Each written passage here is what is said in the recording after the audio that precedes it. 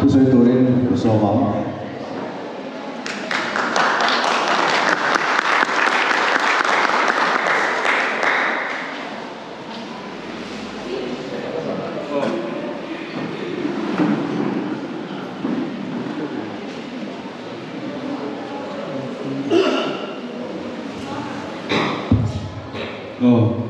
nimin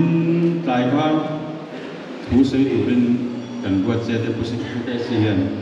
aji lo kata tu kan khan aji di nama tin miran reply hey aji yang tu kan ding ta apa sai soi moi ne na kom chau ta ni soi tai la sang ni le so pali atang khan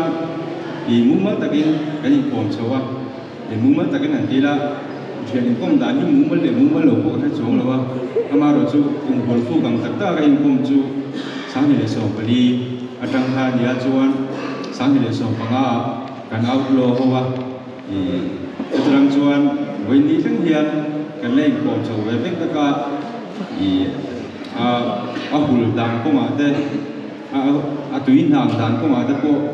nhiều tấm tất cả những chuyện bây giờ chú đi qua rồi chuan tham dự rất phải với cho sự đem lẩu tủ ra gần ngay hiện gì ngài hiện những một điểm mục đích được phía trên các chỗ mà chút tiền ngài chỗ hay tụi nó ăn nuôi người ta mua đi nè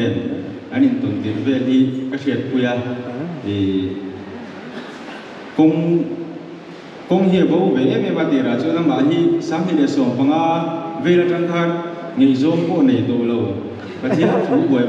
quý tóc người khác đi asai ko zai lo kan tei ro thale di bere atia sai ka share teng tu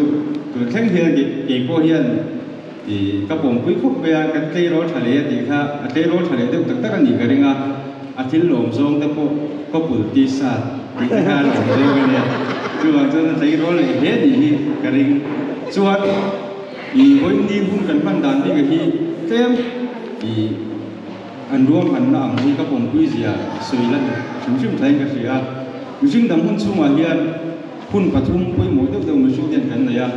chung gì mà chúng ta tiền đi nó quý phát sản cái này đi để cái thì đi chúng ta chúng tụng thành thấy nó bắt chiếc cái này cái nó quý phát sản cái này đi cái tụng thành nó cái phần về thấy nó ông xuống đi chúng ta chúng biết thì đàn đầu rú một biết thì đàn hàng lâu đó là lâu tỷ bộ ha cái chuyện cái bóng vết mấy chân chú gắn đủ thành nó thấy nó ôm chun lệ mình chính đồng quân chú mà gắn quân tuần quê muốn thì miêu vàng in với nó ăn quân vua mà nắng nắng hi trà cái tụt to cả chú bạn chuan thì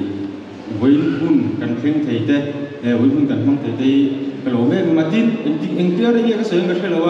thì program các cái sản mà ô mà áp dụng làm các tấm riếu cái gì thu soi tối thì hai đứa anh chín tuổi nghe thì có sẽ tiệm hai cái gì thì chiếc bạc hạt lết tân sợi để tụi chú nào thiệt hi lâu lắm phút bây giờ cái lâu